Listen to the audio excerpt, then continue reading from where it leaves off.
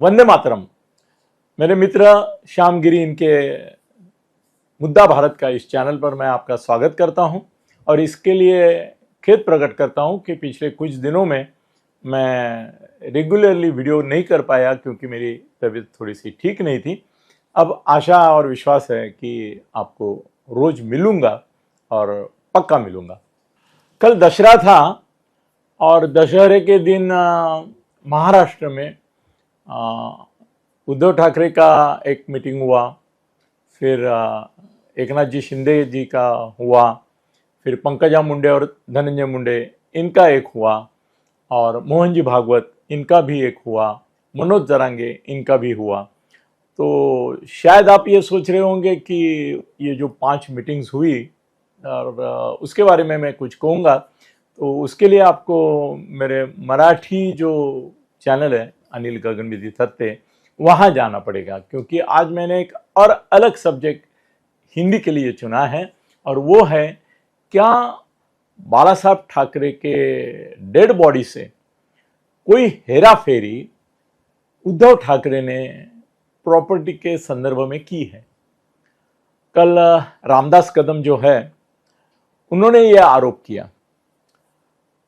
2-3 बातें हैं कि पहली बात तो यह है कि रामदास कदम ये कभी भरोसेमंद विश्वसनीय सत्यवचनी नेता नहीं थे और है भी नहीं। झूठ बोलने में उनका नंबर पहला नहीं लगेगा, उसमें तो संजय का बराबरी कोई नहीं कर सकता, संजय राउत की। मगर झूठ बोलने में जो 4-5 माहिर लोग हैं पहले और दूसरी शिवसेना में, तो उसमें रामदास कदम बहुत आगे है, फर्स्ट 5 में है। तो उनकी बातों पर विश्वास करना वैसे ही मुश्किल है, मगर मेरे पास भी कुछ सोर्स है, उनसे मैंने इसके बारे में चर्चा करके थोड़ा ऑथेंटिक इसका राज क्या है ये जानने की कोशिश की। पहली बात तो यह है कि 2012 में माननीय बाला साहब ठाकरे जी की मौत हो गई। अब 2025 चल रहा है। ये 13 साल तक रामदास कदम को ये बात लोगों के सामने रखने की बुद्धि क्यों नहीं हुई? उसने क्यों नहीं एक गौप्यस्फोट पहले किया?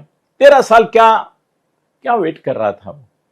अगर उसमें हिम्मत होती तो उसी समय करता कि ये क्या बाला साहब के, वो बोल रहा है कि 8 दिन मैं वहीं बेंच पर बैठा रहा, ये रहा और ये सब अंदर चलता था वगैरह वगैरह। तो एक इसमें उसने जो किया है उसका कारण मैं ये जानता हूं कि पहली बात तो ये है कि अभी ये साल भाषण करते समय उसके पास कोई मुद्दा ही नहीं था। मेन वो जो मुद्दे थे जो उद्धव के खिलाफ थे, इस जो मीटिंग्स हुई उसका एक खासियत मैं ये देख रहा हूं कि मोहन जी भागवत छोड़ के सबने अपने बारे में अच्छा कहने से दूसरों के बारे में बुरा कहने में बहुत सारा वक्त बिताया, दूसरों को गाली गलौज दिल फेंक कर दिए रहे।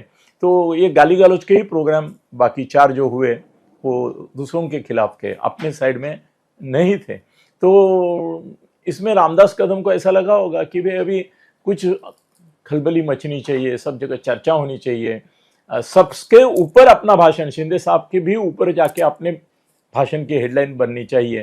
तो ये जो एक रूमर उस समय भी था, ये हम जो क्लोज उसके सर्किट है उसमें जो लोग तब से है, पहले से हैं, उनको ये चर्चा जो हुई कि उनके डेड बॉडी के ये लिए गए, अंगूठे के छाप लिए गए, कागज में कुछ फेरफार हुआ, ये हुआ, तो इसके संदर्भ में उस समय भी चर्चा हुई थी।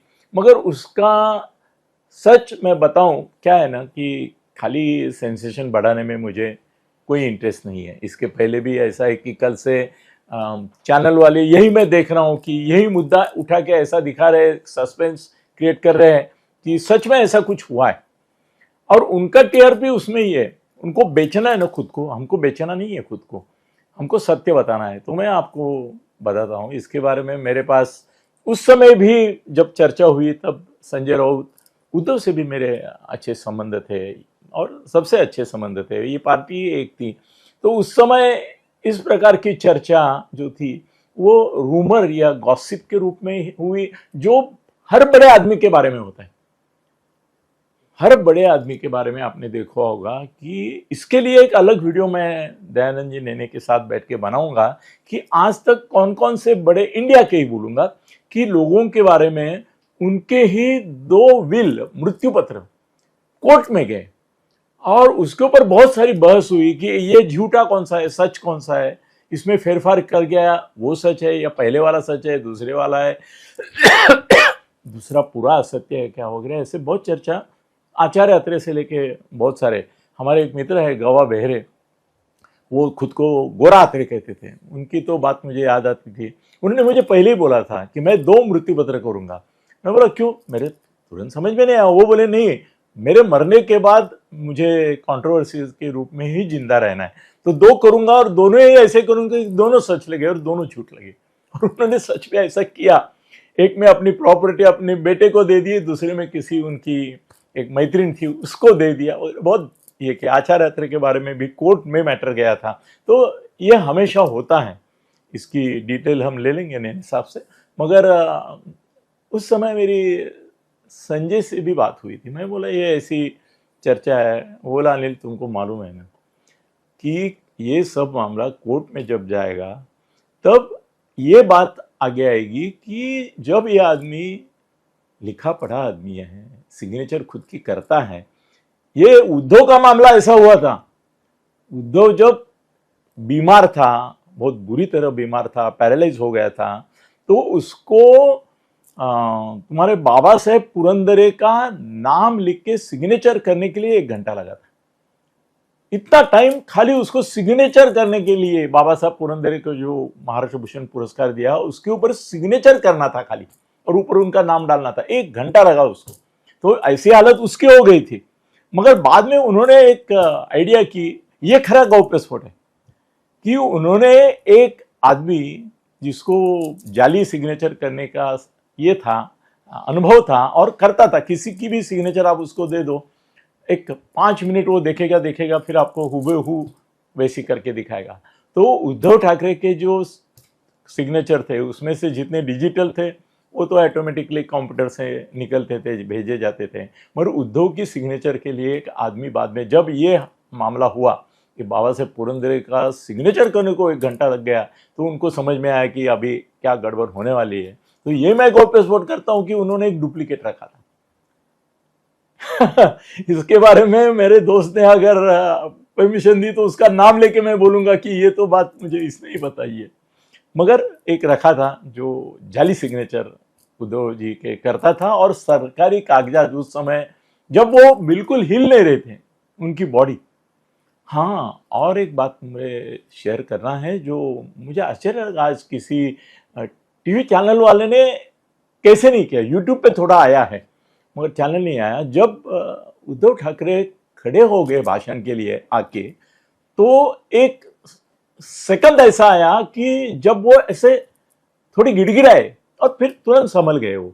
तो वो जो गिड़गिड़ाना है वो यूट्यूब पे बहुत बार दिखाया गया, मगर चैनल पे उसकी चर्चा मैंने नहीं देखी। नहीं, क्यों गिड़गिड़ाए मुझे मालूम नहीं। उनकी तबीयत उनका साथ नहीं दे रहे, लोग भी नहीं दे रहे, तबीयत भी नहीं दे रही है, शायद ऐसा हो सकता है। तो यहाँ आता हूँ, तो उस समय ये मामला जब कोर्ट में गया तो लोगों को ऐसा लग रहा था कि ये जो डेड बॉडी के सिक्के लिए हैं उन्होंने अंगूठे के, उसका कोई ना कोई मामला अभी जिक्र होगा। जयदेव ठाकरे मेरा कितना करीबी दोस्त है आज की तारीख में, ये आपको बताने से विश्वास नहीं होगा। जो जिस दिन इधर आएगा, बैठेगा और मेरे साथ बैठ के आपसे बात करेगा, वो हिंदी में भी मैं करूँगा जरूर, उस दिन आपको पता चलेगा कि उसकी मेरी दोस्ती कितनी। मैंने अगर मोबाइल में आपको व्हाट्सएप दिखाएंगे तो हर 2-3 दिन में हमारा व्हाट्सएप पे कुछ ना कुछ डायलॉग होता है।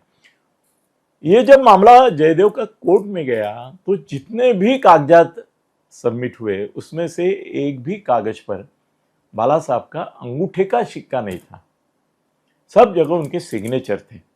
हाँ, उसने आरोप किया था कि ये सिग्नेचर डुप्लीकेट है, मगर ये बात नहीं की थी जयदेव ने। मैं भी कल ये बात आने के बाद, मैंने रामदास कदम के होने के बाद जयदेव से बात की तो बोला नहीं, उनके सिग्नेचर डुप्लीकेट थे, उनका ऐसा डेड बॉडी का अंगूठा वगैरह नहीं किया है। मगर एनटी रामाराव जो थे, आंध्र प्रदेश के चीफ मिनिस्टर थे, और उनकी डेथ भी बहुत संशयास्पद हुई थी। मतलब ओवरडोज ऑफ सेक्स टैबलेट्स होने के कारण उनकी एक जो प्रेयसी थी उसके आग्रह के कारण वो उनका निधन हो गया था। ऐसे और एक बड़े नेता का महाराष्ट्र के हुआ है, उसकी बात छिपाई गई है। तो कहने की बात यह है कि विश्वास मत करो, रामदास कदम जो बोले वो झूठ है, उनका ऐसा कोई जाली ये नहीं लिया गया। धन्यवाद।